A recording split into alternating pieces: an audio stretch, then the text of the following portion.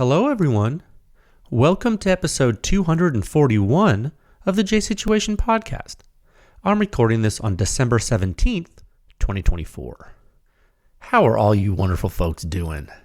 Yeah, I hope you're doing well. I'm doing much better. I was out sick for quite a long time. Kept doing the podcast, and boy, was that rough. I'm happy to be on the mend here right before Christmas. Christmas is indeed next week. If you have already done your shopping, well, congratulations to you. You're ahead of the curve. If you're like me and are severely behind the curve, God help you. Yeah, maybe this week we finish, right, guys? Man, I am so behind. It is not good. Hoping to spread some holiday cheer, I have included a photo with this podcast of a 40mm grenade launcher with Christmas ornaments.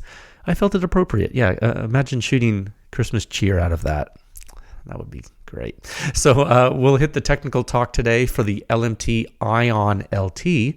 And I want to wish you all a Merry Christmas specifically, so I'll do that as well. Okay, so now on with the show. If you have been here before, welcome back. If you're new to the podcast, welcome. We are extremely glad to have you. There are timestamps in the episode description for you to skip to wherever you would like. But if you want to hang around with me a little bit longer, I am going to speak with you about the fine folks that make this podcast possible. This podcast is brought to you by Legion Athletics. And you know what? When I'm not sick, I do lift a lot. Right now, I haven't lifted because nothing you do, exercise, sports, or anything was worth doing without consistency. That's really where I was going with that.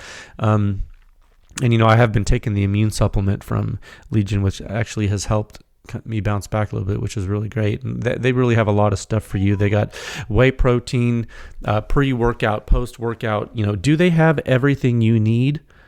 Well, maybe not quite, but they do have a lot of it, okay? Visit legionathletics.com. There's a link in the show notes, code word PewScience to save 20% off of your first order. And if you keep using the code for double loyalty points, you'll get a net 10% off everything going forward.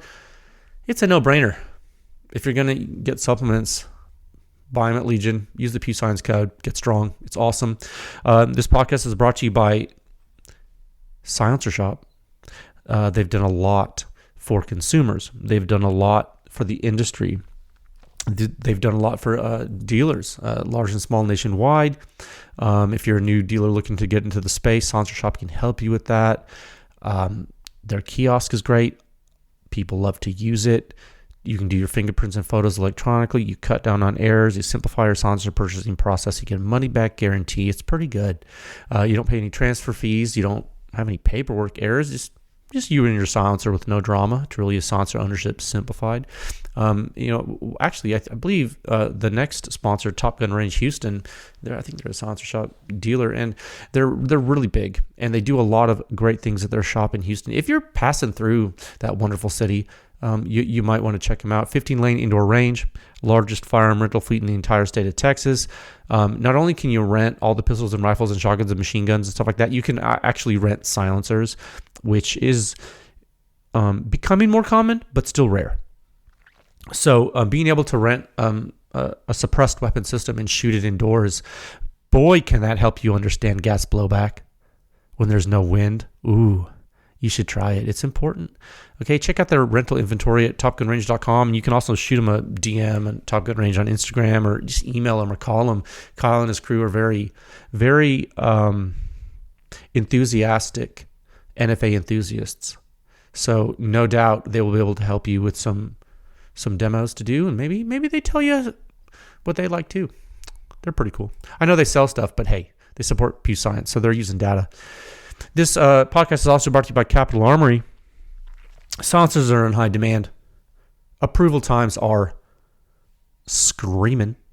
So you combine those two things. You need options. I don't care who you are. I don't care what you like. You need a lot of places to buy. Capital Armory is here to help you with that. They are another tool in your toolbox as a consumer.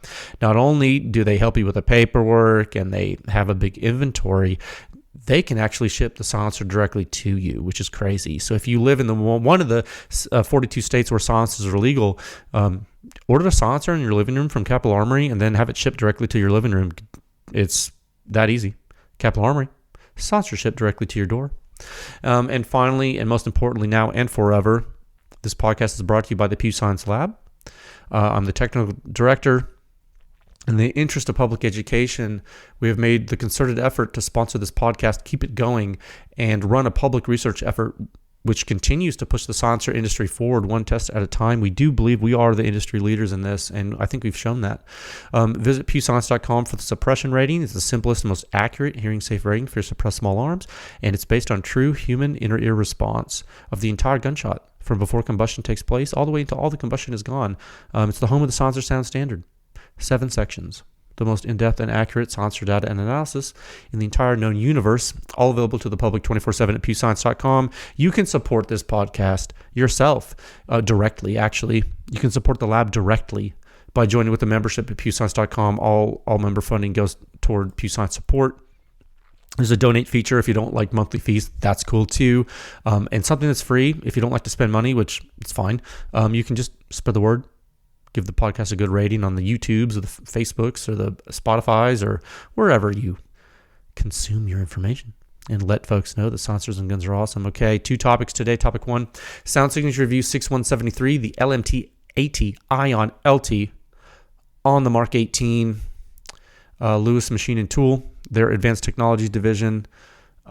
We've been working with them, like I told you last time, as their third-party performance validator. And this is the technical discussion for that report that you saw last week. Topic 2, if we don't speak again before next Wednesday, Christmas, I hope your Christmas with your family and loved ones is wonderful, full of joy, and full of great food and great company and amazing blessings, and is all you could have dreamed. And it's the best time of year.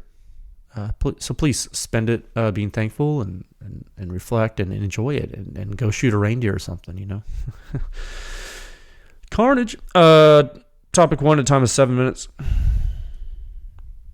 and 18 seconds. Oh my God. I cannot tell you how happy I am not to be super sick anymore. It's no fun. You can't get your work done. You can't talk. It's a slog. But you persevere and you get better. And so here we are. So topic 1, Sound Signature Review 6173, the LMT AT ION LT. I'm just going to call it the ION LT. so many words, so many letters. You know, LMT is coming through in a big way. And we'll do this. And guys, if you skip directly to this from the ads, this is the technical talk. We did the intro talk last time. Okay, so this will get technical and comprehensive. And as I told you last time,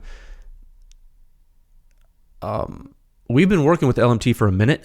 Been rooting for them. Really been rooting for them here at the lab. And we root for all companies, actually. We want them all to succeed, of course. Why would we not? We want all of these companies to put their best feet forward. And really, we want everyone to be able to see the performance of everything. That's the whole point. We're super proud to be able to showcase it. And it really doesn't matter what the company is, or rather who the company is. It doesn't matter which silencer we're evaluating. None of that really matters. What matters is that everyone gets a fair shake in the arena. That's the whole point of this level playing field. Okay, and it's very important that we find out what makes things tick, and we all come away with just a little bit more knowledge than before. Okay, like really at the end of the day, if you or LMT or one of their competitors or a dealer or a designer, whomever, if just one of those people come away from this with more information than they had previously, our mission is accomplished. Okay, all the rest is gravy. And I tell you what, I know it's Christmas time and you guys are going to be drowning in gravy. There's so much gravy. There's just a lot. So this is the ION LT, the first silencer you've seen from Pew Science in the ION series. There are a few different models in the series. The ION LT is a full-size 30 caliber silencer. Yes, you have seen this, but it's rather unique. It's not often you see a combination of different materials used in the main section of a silencer. Like nowadays, differing materials. It's not as common as you would think it would be. And now, funny enough, I'm sure a lot of you will remember, or at least maybe you know about the rugged radiant, right? That always pops in my head when I think of multiple material use. Do you remember that silencer? If you've been following this effort for long enough, I bet you do. The rugged radiant was, or I guess is, a pretty controversial silencer from Rugged. And what made it controversial was the performance. It was way lower than a lot of people were led to believe from the marketing.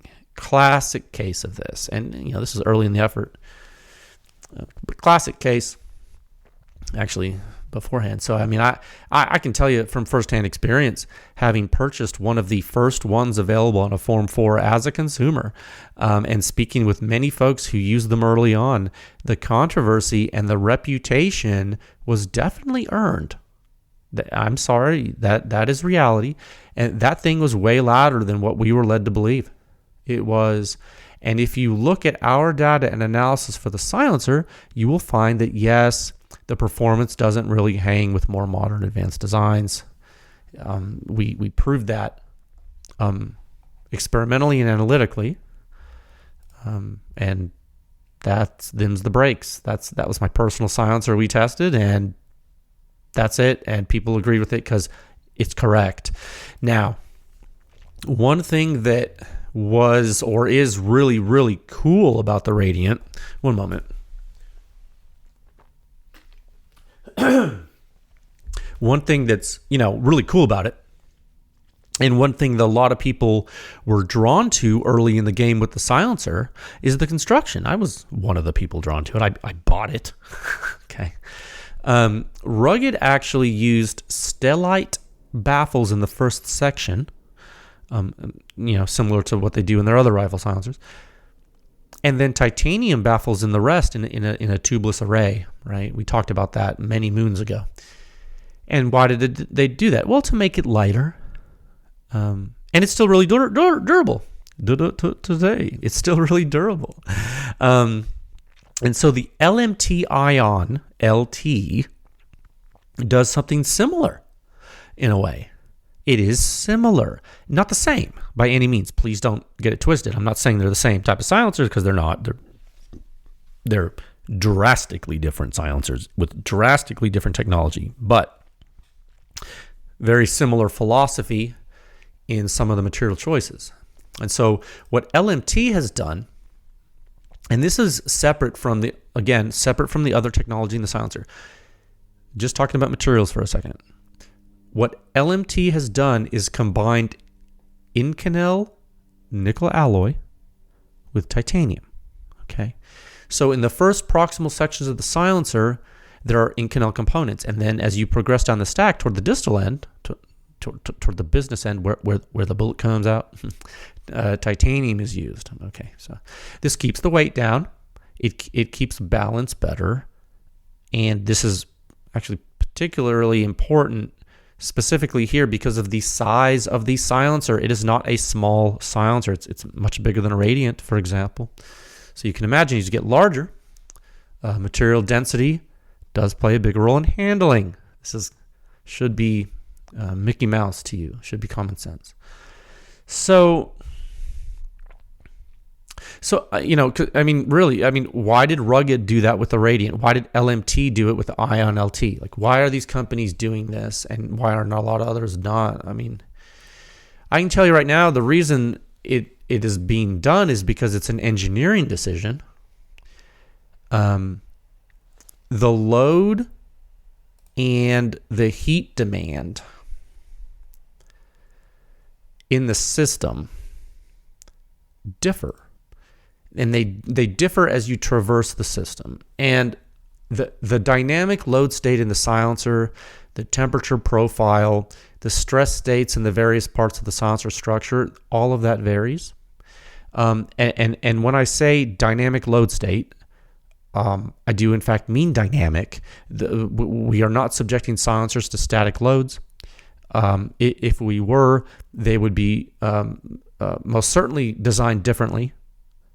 We are asking the silencer to take a suddenly applied blast load comprised of both gross overpressure and focused jet thrust. So there's a lot of different load states happening, and we're asking this system to do this repeatedly.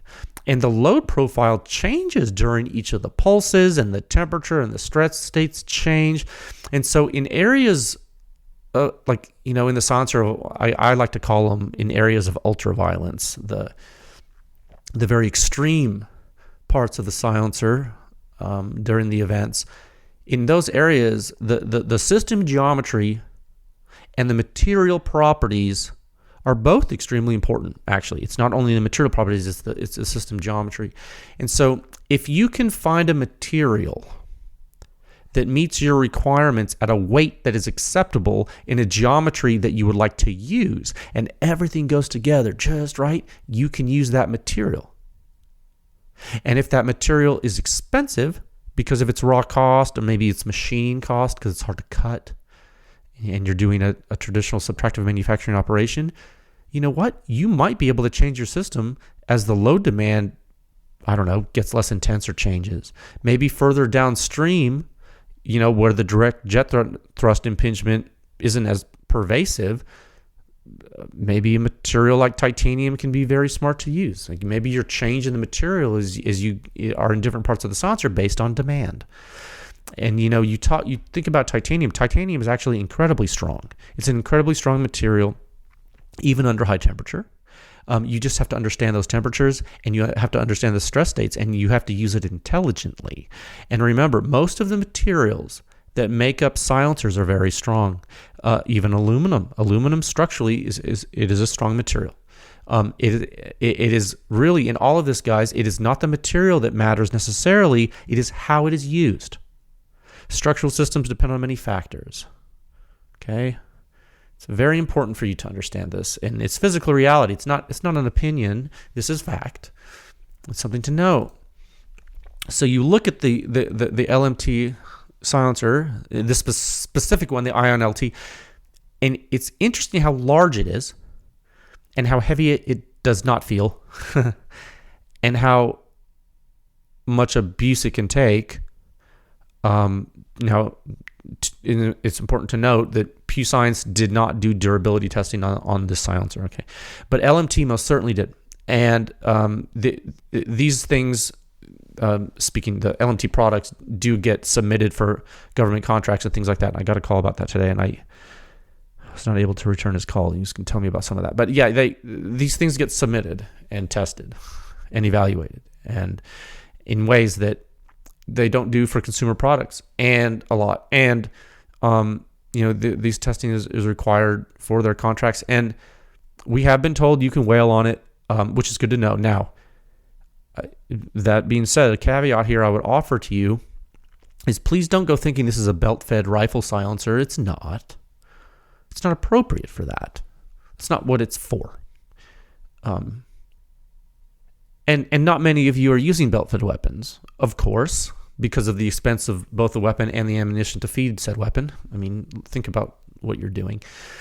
If you are using a belt-fed weapon, a centerfire rifle belt-fed weapon, and you really have a need to suppress the signature in a way that is reliable for many, many belts, please contact me, and I can help you find some things that may be appropriate for your reindeer games. This is not one of those things. In fact, almost none of the things that you see on the website are appropriate for that. Don't let the marketing fool you. Just in general, guys. So, this was an interesting test. Because what you're seeing here is sort of a special case, and this is important. So, because it's the ION LT with the 5.56 flash hiding end cap, and that's not what comes with the silencer. It's not included, and the silencer actually ships with a 30 caliber end cap, as it is a 30 caliber silencer, And so there's that one thing. And then the LMT mount system, they are compatible with the Dead Air Xeno thread pattern. It's a left-hand thread muzzle device pattern. And so this silencer, it's hub capable. It's got the standard hub back end. And what they do is they give you the titanium LMT coupler to put in it, or it comes with it actually installed. And it comes with an LMT brake mount. It's Xeno compatible, but it is a little brake. Do I have one on my desk? Hold on. Yes, I have two. Huh. Yeah. So what it comes with is this like little single chamber 2-port brake, okay, with like a taper and threads. It's Xeno, and it's a little tiny one. It almost reminds me, It reminds me of the rugged M2 brake, but Xeno style, whatever. So that's what it comes with, but that's not how we tested it, right? We tested it with a close-time flash hider mount that you can get from LMT. Yeah. So those are 2 deviations from normal, right? 5.56 flash hiding end cap and then a closed-time flash hider, both of which do not ship with the silencer. And the reason you're seeing this is because this is the best performance case for this silencer on the Mark 18.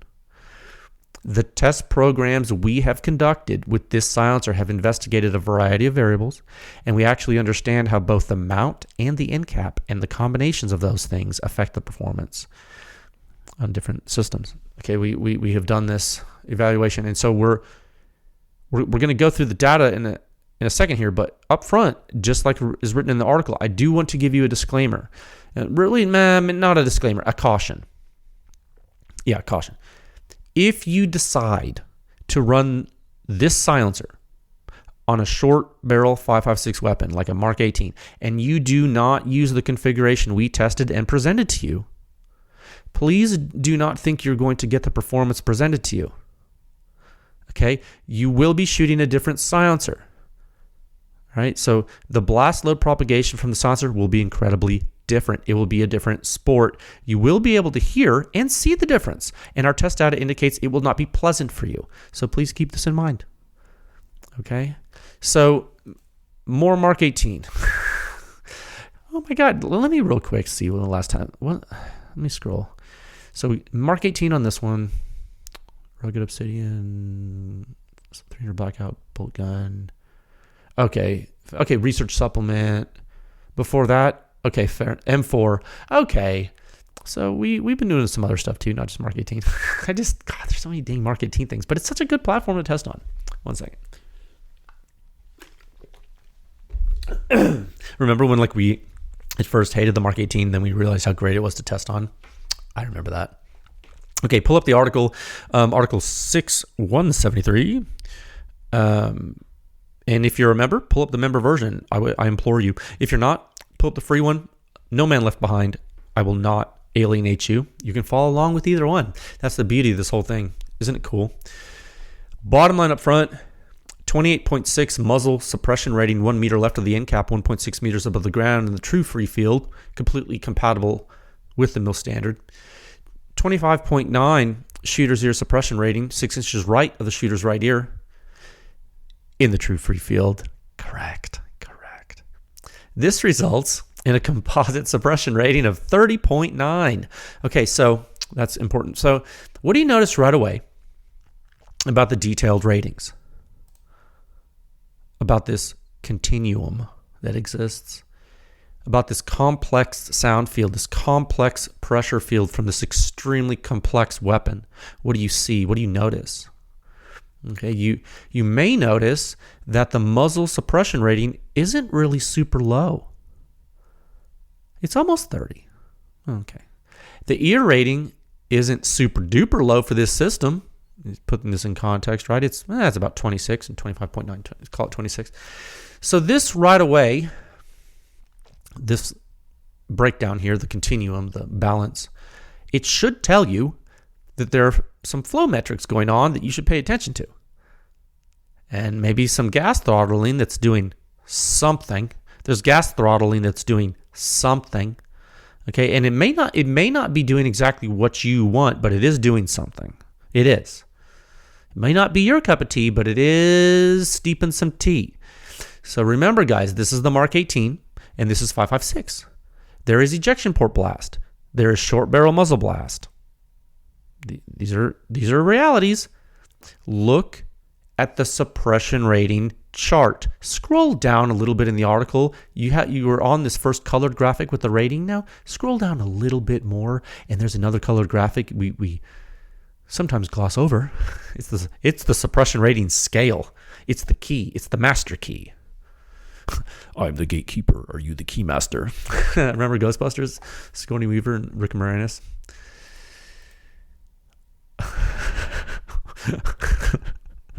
Where was I? Oh, right. Sorry. I know. The suppression rating scale is the master key. And and more aptly, it's a dose chart. Okay. It's a dose chart. You're dosing yourself every time you fire a weapon. Understand? You're, in addition to the pressure field being the continuum, your physiological problems from shooting these weapons are also in a continuum. It's additive and not discrete. Understand? So look at the dose chart. What does it say when you're at 30? What does it say? It says minimal suppression. A mag or two, maybe. A mag or two, maybe. What does that mean? Let's keep talking about this. What's the shooter's ear rating? Where does that fall? Mid-20s, right? That's what we just said. Mid-20s, basically. Okay.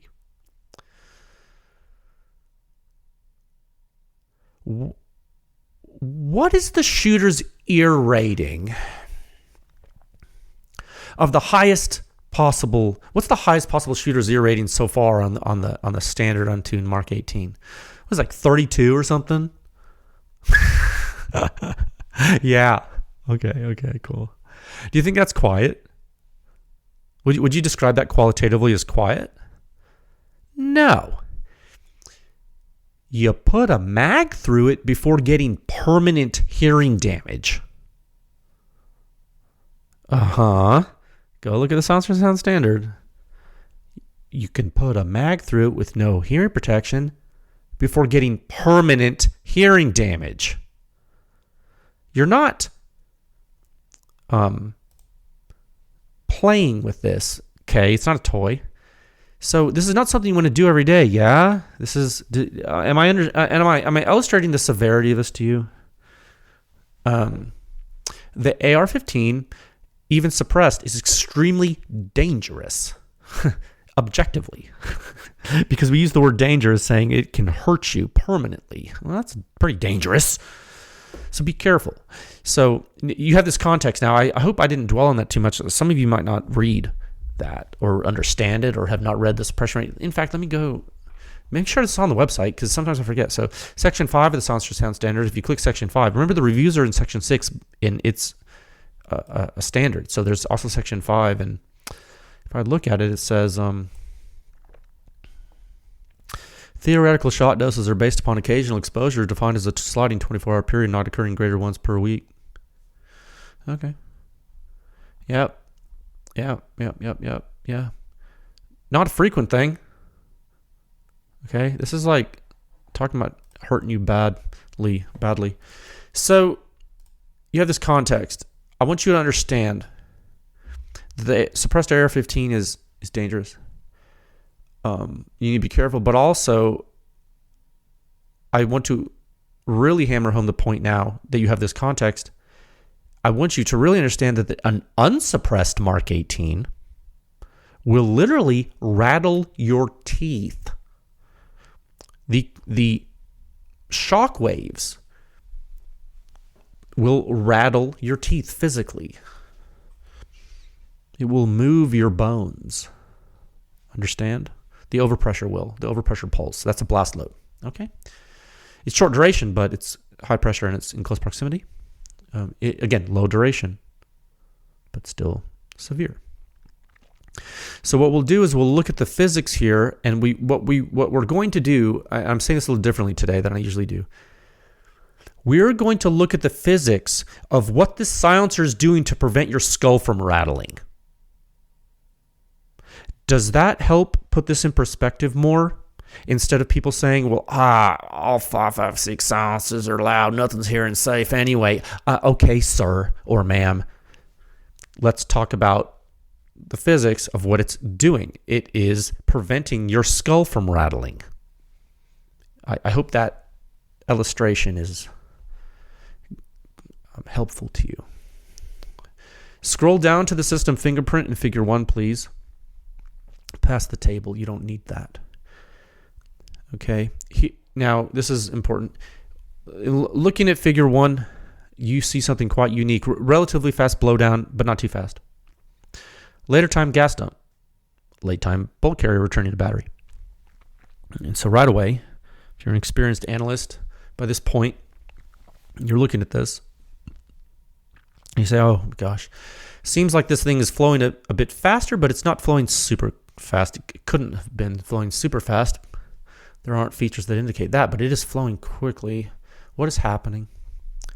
So you keep looking, right? You want to dig deeper, more detail. So you look at figure 1B, which is a zoomed in early time view. It's a major pay dirt here for you. It's major. And this is the early time, the first microseconds of behavior. Keep in mind, some of you, I'm not sure, I think you have gotten confused. The horizontal axis on these plots, the dimension of time and the time domain, they are in milliseconds. The axis labels are milliseconds. There are 1,000 milliseconds in a second. This is showing you the early microseconds of the history. There are 1,000 microseconds in a millisecond. Yeah. And we sample every microsecond. Okay. We sample 1,000,000 times per second. 1,000 times 1,000. Okay. So when you look at the early, and the reason why this is important for you to understand, it's not like, oh, he's just bragging because they measure fast. No. No, it's technically important because of the duration of combustion is very short, and we have to sample very quickly to replicate the proper shape, and we have to do so in a way that does not phase shift the data.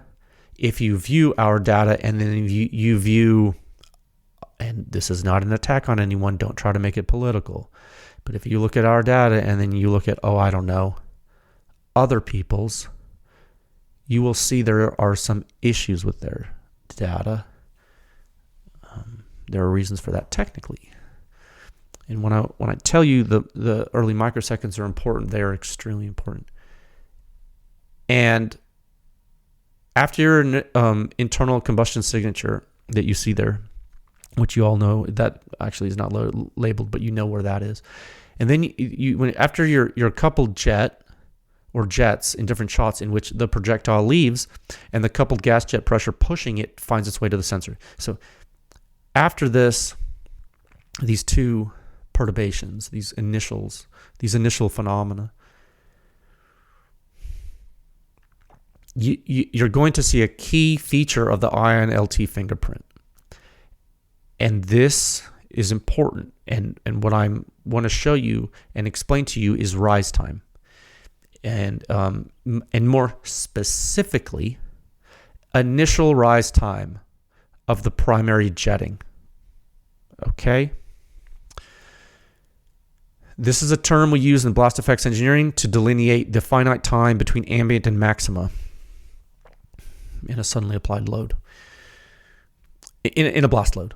In a wave, in a blast wave. There are perturbations, there are phase changes, and some higher frequency jet effects, and don't be distracted by these things right now. You're going to get in minutia, and that's not what we're talking about. We're talking about in a gross sense. We're talking about something. The minutia has to happen. The perturbations have to happen because of the way this thing vents. But at its core, if you focus on the main initial wave shape and neglect the nested shock fronts, you will see that on every single shot, you will see the same type of almost centrally peaked rise and decay in the initial jet.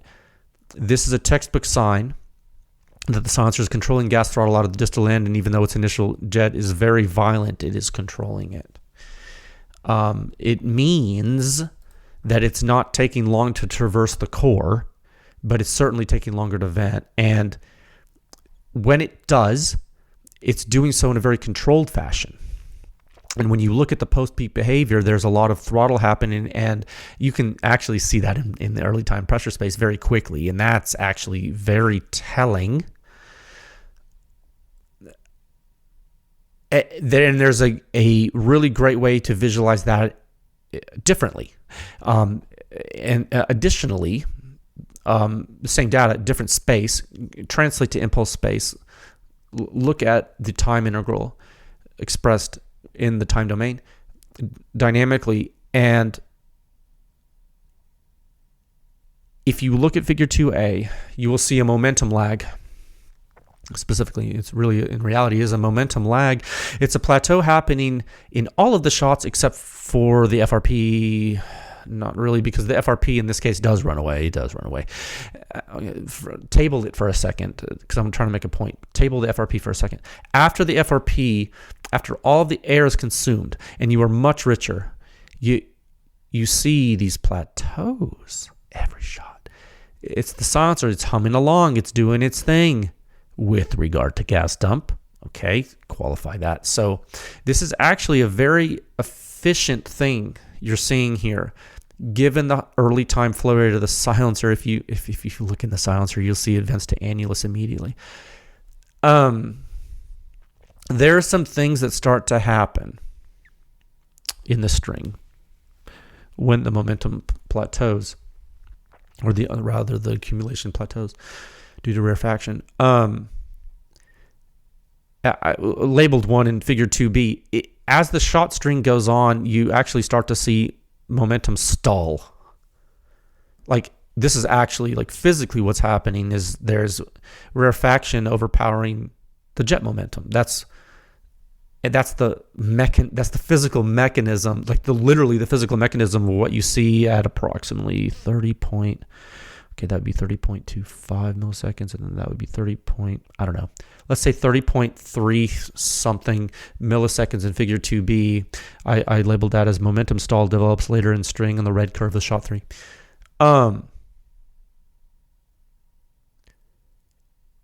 It could be that you're getting mixing, and the heat's propagating through the system, maybe some heat soak. I'm not sure exactly. It's temperature related for sure. But it's probably expansion related due to the temperature, or rather lack of expansion in a couple areas, key areas of the silencer. One thing I do know, and that's a theory, but it's supported by, I think it's supported by the data.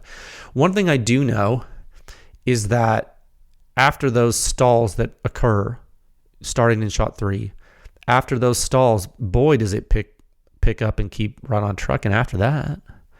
Very interesting. We don't typically see that in that way. That you don't see that manifest in that way for this type of system typically. It's interesting to me.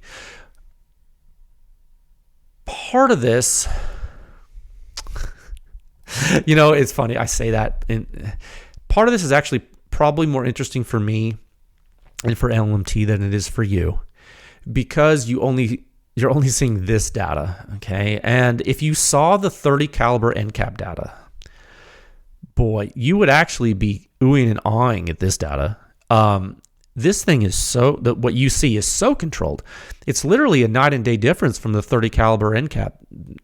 And I would go so far as to say, if you're running this on 556 and the 556 NCAP, do I say this? Yeah, I'm going to say it. If you're running the silencer on a 556, especially short barrel 556, I would say the 556 NCAP is basically mandatory to make the silencer work correctly. I'm not afraid of saying that, and believe me, I'm not trying to sell LMT NCAPs. I do not care what you buy. Throw all your silencers in the trash. Won't affect my life. Okay, really. Throw them all in the trash. It's not my problem. What I'm telling you is that this system is a system, and you better understand it if you want to use it. I know it might be a strong thing to say, but but I do feel strongly about this based on our testing and analysis of the system. What you're seeing in these plots is actually how a silencer should work. What you would see with the 30 caliber end cap on this weapon system, would really be more akin to what you see with like an RC3 in some cases, or like a Mini 2, or maybe like an energetic armament thing or whatever, like something very uncontrolled and very chaotic. And in the game of suppressing combustion signature, chaos is bad. Consistency is good. I had a professor in college. She would say, she had a weird like Midwest accent that I'm not going to claim to be able to do, but she was always like, conservative is good. I butchered that. That didn't sound like a Midwesterner at all. But there are axioms. I mean, there are like, basic truths in engineering. And I would say in combustion suppression, I would say, or combustion propagation suppression, I would say consistency is good. I'd hang my hat on that one and to say, one second. And after FRP, this configuration, this LMT silencer definitely has that in spades. So, and that said, going back to the technology, clearly LMT is doing something other than just normal cones and baffles, right? They have to be. Given the flow rate and then given this consistency, you guys have seen some things designed by supercomputers that don't do this. RC3, you know what I mean? Look, I'm not trying to cause a war. I'm just telling you, you have seen some things. Yes? Okay. We've all seen some things on video and in the data. So something here with the LMT silencer is a little bit different. And what is it? Well, no, don't be annoying. They've created a hybrid design. They've created a design in which the elements of very high flow rate have been combined with jetting control. That would be a very quick and apt definition for hybrid design technology with silencers in our taxonomy that we've coined. And because we're actually neck deep in hybrid designs from every silencer company under the sun right now that's chasing that riddle, right? For those of you who chase the riddle, we have an offering from you to evaluate or have evaluated. So, what I did in the article, I put a list in the article to help you wrangle some of this, right? So scroll down here. What is it, research note 2 or something? Yeah, research note 2. There's a whole list, 9. What did we put? 9 technologies on this list on the article there. CGS, Surefire, CAT, LPM, Silencer Co., PTR, Knights, 4 Systems, SIG. What is it? CGS Hyperion Tech, Surefire Total Signature Reduction, CAT Surge Bypass, Liberty Precision Machine Technology. Well, the CAT Surge Bypass. There's actually other CAT stuff too, but who cares? Silencer Co., LBP, PTR, PIP, KAC, PRT, 4 Systems Technology, 6 Hour Forward Flux. Did you know it's called Forward Flux from SIG? It is. It's funny. It's not funny. It's actually the engineering. It's funny they use the term. It's not funny. It's like kind of. It's like I would say appropriate. It just doesn't work as well as you think it would. So you look at all these silencers and the techs, and you're like, are there more that exist? You think about this, and I always do. And the answer is, of course. Of course, it's not an exhaustive list. Even in the sentence there before the list, it said, but are not limited to. Not limiting ourselves. I'm just giving you 9 examples. Is 9 enough?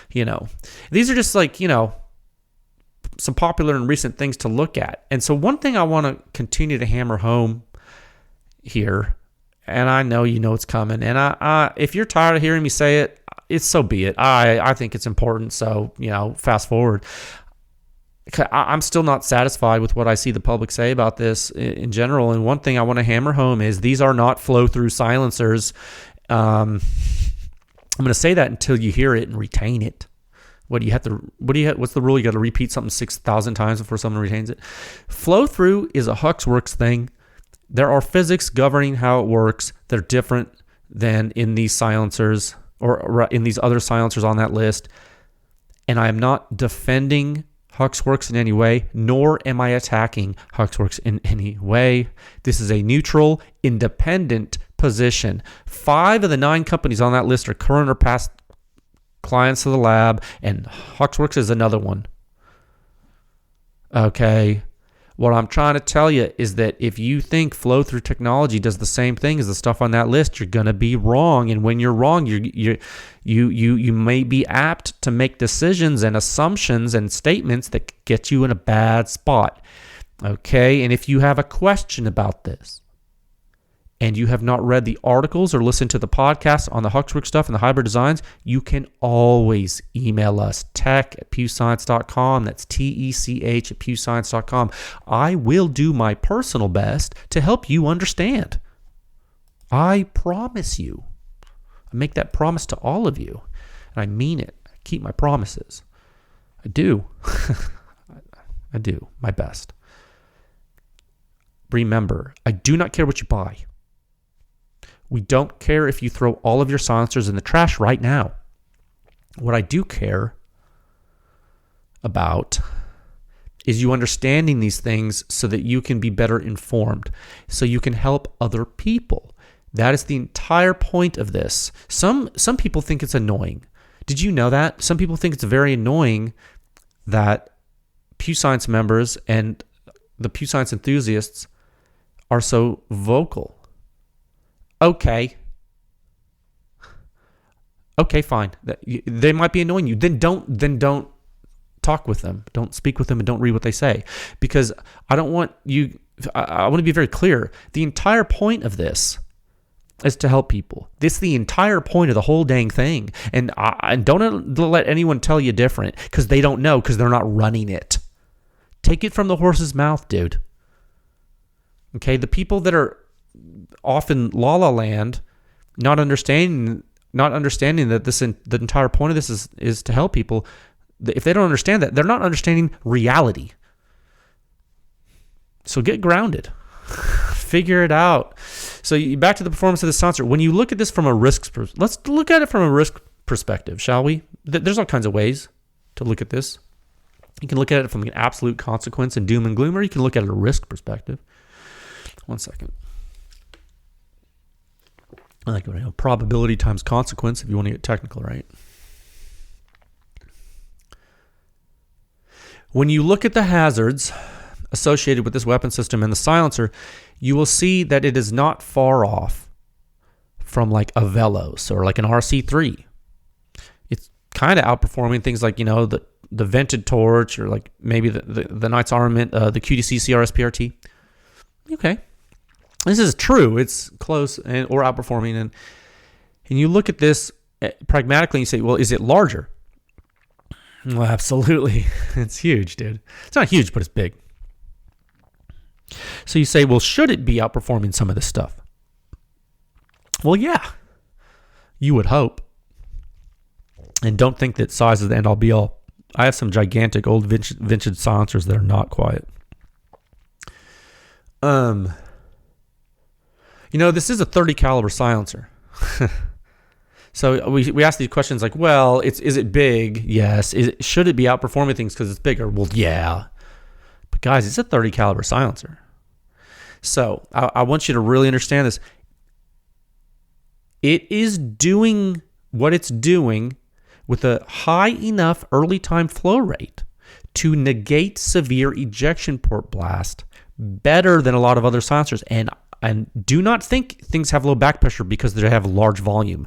That is an old wives' tale put out by folks that said things that aren't right. I guess that's the best way I can say that. It's not true. Volume doesn't help back pressure. It's not how that works on a rifle, guys. In the way you think it does. Shock propagation is important. So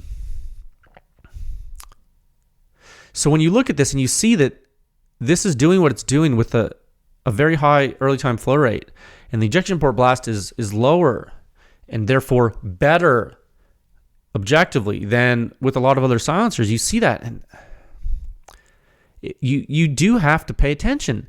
And if you want to look at numbers, this is breaking the top 10 at the shooter's ear on the standard untuned Mark 18 in our rankings. I believe it's now 10th out of a bunch. No small feat. In fact, and speaking of the shooter's ear and hazards to you as you shoot this silencer, without hearing protection. If you are, or with hearing protection, if you are a member, please look at the shooter zero waveforms, because guess what, dude? Telltale textbook signs of ejection port blast reduction.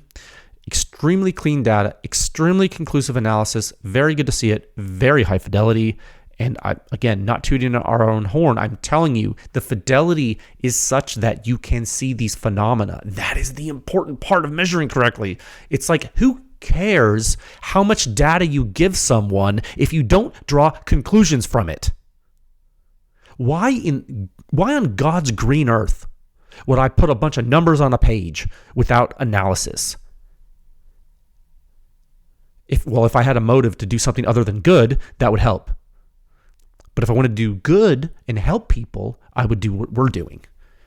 So please take this the right way. Don't take it the wrong way. I'm just saying, when I say it's high fidelity, it's like, dude, if you remember, look at figure 4B and just revel in it. You got front-loaded FRP. Textbook, guys. This is helping the ejection port blast be minimized. Is it eliminating it? Absolutely not. Is it doing what a Huxworks does? Absolutely not. Is it trying? Absolutely it is. Is it succeeding? It's trucking. Little engine that could here, dude. It's doing something. You can see it in the data. Not conjecture. Not opinion. Not, I felt that was a little less gassy when I shot it. Well, maybe, but this is hard facts that you're seeing. Okay, it's in the data. You cannot. If you tried, you couldn't fake it. It'd be really hard. So,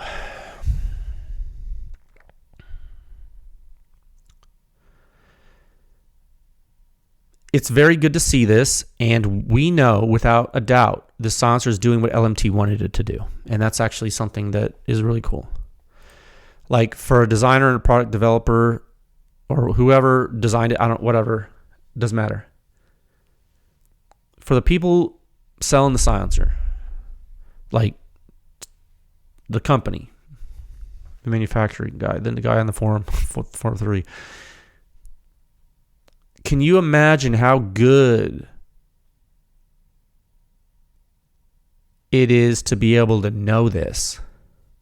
Like, it's really good to be able to know objectively that the design you're putting out is doing what you wanted it to do objectively. That conclusion is very valuable. How valuable is it? Well, it could be valuable enough for them to pay for this. It might not be very valuable to you listening. It just depends. Regardless, I can tell you as an engineer, it's really good to know when your design's validated. The performance of your design is validated, whatever it is, whether it be a rocket, a silencer, or a unicycle. It's always good to know it's working. So you look at the bar chart, scroll down further in the article. Yeah. Red, white, and blue, America. One second. Use the rankings table if you want, because you can sort. I mean, I would actually advise it due to the monstrosity this chart has become. These bar charts are just not user-friendly. They're too big now. The Mark 18, because I just put everything on it. Like, why exclude? Just put everything on it, because everyone's going to complain anyway. Anyway, sorry, I'm getting off track. Look at the rankings table if you want. You can sort. This thing's basically 26th of the year, right? Not quite. What did I say earlier? AR-15's loud, even unsuppressed. I mean, even suppressed, it's loud, dangerous. But look at this relative to some other stuff. It seems that they have achieved efficacy. They are reducing ejection port blast, and I can tell you that is a major factor. They are also there's a lot of other things on this chart. You go to the rankings. You sort by shooter's ear suppression rating, descending. Once you get past all the Huxworks and CAT and PTR, Silencer Code, LPM, what do you see? LMT. Oh my God, 10th on the list. But it is top 10. and it's a 30 caliber silencer with a 5.56 end cap, and it's top 10 it's in the top 10 of the shooter's ear on an untuned gun. Let me say that again. This is a 30 caliber silencer with a 5.56 end cap, and it's in the top 10 at the shooter's ear on an untuned gun. Okay. That is not something you would think would happen given what you know about these physics, yes? But it did happen. And it happened because of why? The early time flow rate. As soon as the muzzle blast enters the ion LT, it shuttles to an annular space. Complete circumferential venting. Completely around the entire circumference. There's annular space in which gas immediately expands into. And then that actually continues, and there are vent arrays throughout the whole silencer, and there's actually a lot of volumetric expansion that's progressive. They staged it. It's important. But nonetheless, and this is something we need to go back to. There are a lot of reasons for the FRP, the first round pop, and you will see that if you ever look at the cutaway, you'll probably be able to see why. The air is accessible and frequently encountered. Combustion propagation does not quench early. There are no mechanisms to prevent that. There are issues. That's fine. That's something for them to chase. Now, I think this is I'd say this. This is an example of conventional manufacturing taking a pragmatic approach to solving a problem, using an intelligent design that doesn't overcomplicate things in a way that does have utility. It's most certainly not the quietest silencer. Nor is it the smallest silencer. But it is adaptable, it is not very heavy for its size, and it reduces operator hazard on a standard weapon more than many other silencers do objectively. So I think that's one perspective you could have. The internet people, sometimes they say things like when the data analysis doesn't please them, they say things like, "Oh, that's trash." Well, that's a strong word. It's very rude to say that, considering all the work that people put into designing and manufacturing things. I wouldn't say things are trash. I think some things perform differently. Some things have very low performance that is abhorrent. Doesn't mean it's trash necessarily. It's all about perspective. Okay, so it's a very interesting silencer. It comes with a wrench to take off the end cap, and that wrench is like, you could probably like knock someone out with it. It's like really heavy steel. It's cool.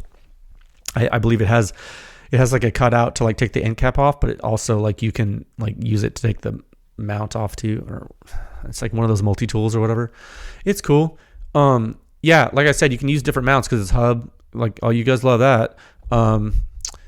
You can use, and LMT has different mounts too, obviously, close time, brake, all that stuff. You can also put this on a machine gun. If you like, put on a machine gun, do it. I have not shot this at night. That's one thing I haven't done. So I'm sorry about that. But if someone does, let me know how it goes. I have talked to LMT about the flash, but I just forgot. It's escaping me right now. Guys, I think this is probably all I have on this silencer for today. I think that's a lot. The article, it's pretty long. There's a lot of opinion at the end, technical opinion.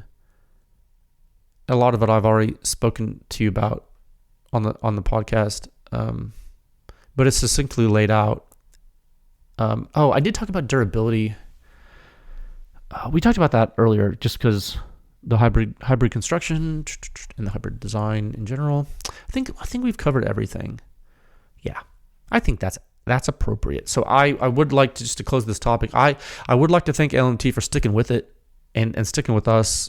And then allowing us to showcase this. That's cool. It is not often that, several iterations go through a gauntlet and then like something comes out on the other side and gets presented publicly. It's actually not that often. It's happened, a few times at Pew Science, but like, in general, it's not often done. So I for us, I know you haven't seen all the other data, but for us, it was a very interesting case study, and we learned a lot. I hope you learned a lot just from this discussion and from the article and the silencer. If you can Google a cutaway of it, you might find one. There is one thing, a technical performance factor I have been wondering about that I don't have an answer to right now. It is the end cap vents. There are a couple of them. I'm sorry, not a couple. There's 3. They're offset here. I guess that would be 120 degrees offset since there's 3 in a circle. Yeah, 365 by 3, right? Yeah. 120 degrees apart. I don't know what to think about that. I think I see some stuff showing up because of it, but might be interesting to plug those vents, see what happens. I want to know. I don't know. Like put a it was titanium. You weld a bead on there. No, I don't know. Just food for thought. That's all I got on that, guys. I think it's an interesting silencer. Kudos to LMT for throwing their hat in the ring. That's like half the battle, as G.I. Joe says. Topic 2, a time of 1 hour, 0 minutes, and 33 seconds. That's a weird timestamp. 1 second. Oh my gosh. Merry Christmas, guys. No, seriously. Like, Merry Christmas. And like, if we don't talk before Christmas, like before next Wednesday, like, I hope your Christmas is balling out of control. I hope you and your family and loved ones, and I hope you love it. Hope you have a wonderful holiday full of joy and great food and company and blessings. And I just hope it's like what dreams are made of for you. This is just the best time of year, and I couldn't wish you more happiness. You should go shoot a reindeer and eat it. And this has been a fantastic year, and your support and all of our client support and all the tremendous lessons that we have learned in the research, it has all been so incredibly wonderful. And taking breaks at the end of a busy year is very important for your mental and physical health. And I do urge you to take advantage if you can. I know SHOT Show is coming up, so the people in the industry are like very nervous. I'm sorry that you guys decided to schedule SHOT Show after Christmas. Whatever. So it doesn't make Christmas go away. So it's the end of the year, man. And a lot of things can wait until the end of the year. Or until the new year. A lot of things can wait. Just like, for me personally, in addition to family time, I'm taking a lot of time to reflect on this effort and how far it's come and how we can grow it. And we're growing some things internally. We made some moves actually this fourth quarter internally to be able to increase some efficiencies and just things. You don't need to know exactly, but it suffice to say, challenging and exciting. Everything. Change is scary. It's fine. So right now, I'm unsure if we're going to do a podcast next week. It will certainly not be on Christmas. I'm not doing that. But it may be that we do one before. It may before Christmas. It may. Let me look at the calendar. It's Wednesday, right? Christmas is Wednesday. Yeah, I don't know. It might be that we do one before Christmas. It might be that we do one after. It might be that we don't do one. I don't know. I do want to say, we have some really cool, interesting data analysis to show you. And it could be that you get another publication before the year's out, which would be cool, right? I don't know. I want to say we hit almost, I was counting earlier, I think we almost hit 40 publications on the website this year, which is pretty dang nuts considering the scope of each article. It's not just a test. It's a damn test report. An analytical test report. There's almost 40 of them in a year. That's nuts, dude, for an effort like this. With a podcast explaining it all. That's not, dude. I'm telling you, that's like crazy. I was like marveling at that. I'm like, look what we have done with your help. That's crazy. So I'm hoping we can blow past that next year. That's what I'm hoping. We've been increasing productivity, so we're going to see how far we can push that envelope. You know what I'm saying? So please have a wonderful and Merry Christmas or Happy Holidays if you celebrate something different. Whatever you do it in a positive fashion with people you love. And stay safe and have fun and be merry. And I will talk with you folks again soon. All right, bye.